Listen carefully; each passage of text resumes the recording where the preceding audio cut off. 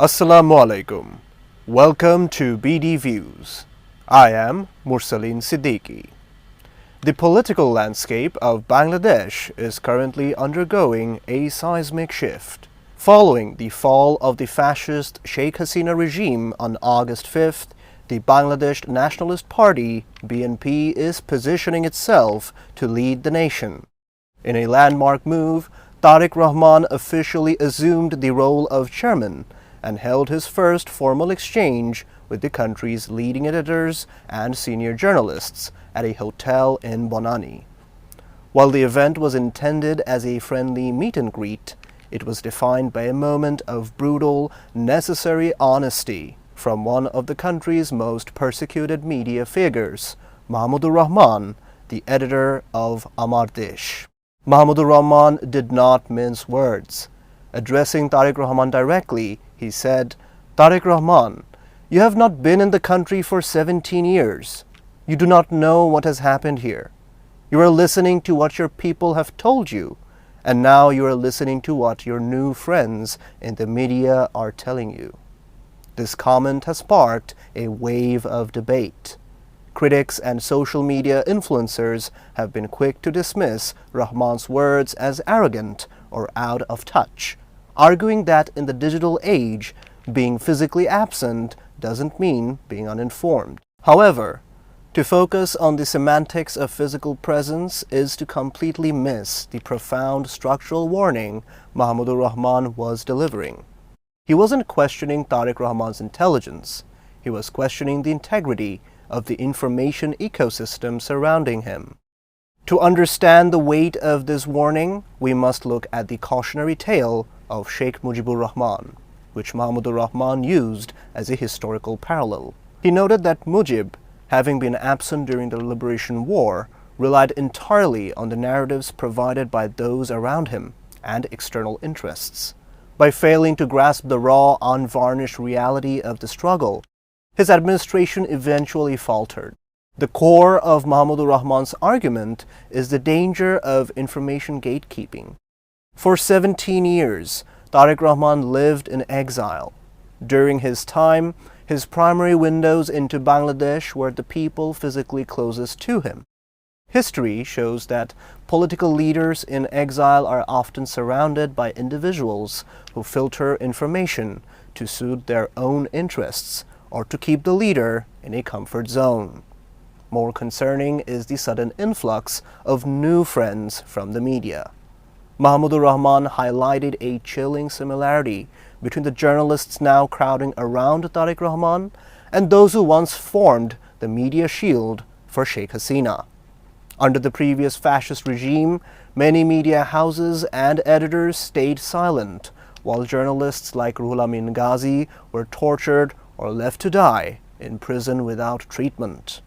They remained mute when the Amar Desh office was attacked and Mahmudur Rahman himself was left bloodied. Now, these same faces are seen in the front rows of BNP events, eager to offer their expert advice and loyalty. The criticism against Mahmudur Rahman often ignores the sycophancy cycle that has plagued Bangladeshi politics. For 15 years, a specific group of journalist leaders acted as the legitimacy manufacturers for Sheikh Hasina's autocracy. They didn't just report news, they actively suppressed the opposition's narrative and glorified fascism. Mahmudur Rahman's warning is simple. These same forces are now attempting to infiltrate the BNP's inner circle. Their goal isn't the success of democracy or the success of Tareque Rahman. Their goal is self-preservation and the acquisition of new patronage.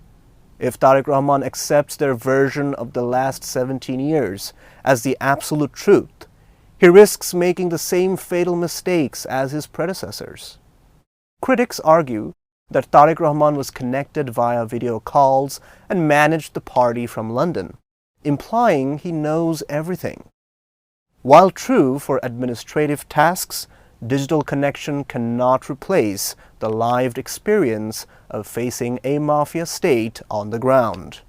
There is a sensory gap that only those who stayed and bled like Mahmudur Rahman can fill. By telling Tareque Rahman, "You don't know," Mahmudur is essentially saying, do not trust the sanitized, polished versions of history being sold to you by people who were complicit in our suffering just months ago. The final segment of the event saw Tareque Rahman responding with grace, acknowledging the sacrifices of journalists and outlining his vision for a new Bangladesh, including family cards, health reforms, and water management. However, for these plans to succeed, the BNP leadership must heed the underlying message of the Amar Desh editor. Mahmudur Rahman isn't seeking to be a rival historian. He is acting as a sentinel. He is warning that the very people who might lead Tareque Rahman to ultimate destruction are the ones currently flattering him the most. A leader is only as good as his information. If the new friends in the media successfully rewrite the history of the fascist era to absolve themselves, the cycle of unaccountable power will simply begin again under a different name. Mahmudur Rahman's remarks should not be viewed as an attack, but as an act of profound loyalty to the cause of a democratic Bangladesh. He is demanding that the leadership look beyond the Delhi-backed or fascist complicit narratives and listen to the voices of those who remained in the trenches. To ignore this warning is to invite the same sycophancy that destroyed the previous government. For Tareque Rahman to truly lead, he must first distinguish between a true friend who tells the bitter truth and new ally who offers a poisoned chalice of praise. Ultimately, Mahmudur Rahman's caution is a shield for the future. For the BNP to thrive, its leadership must distinguish between the genuine voices of the struggle and the opportunistic echoes of flattery that once fueled the fallen fascist regime. That's all for today. Stay safe, stay healthy, and keep watching BD Views. If you find our reports insightful, please subscribe to our channel. Allah Hafiz.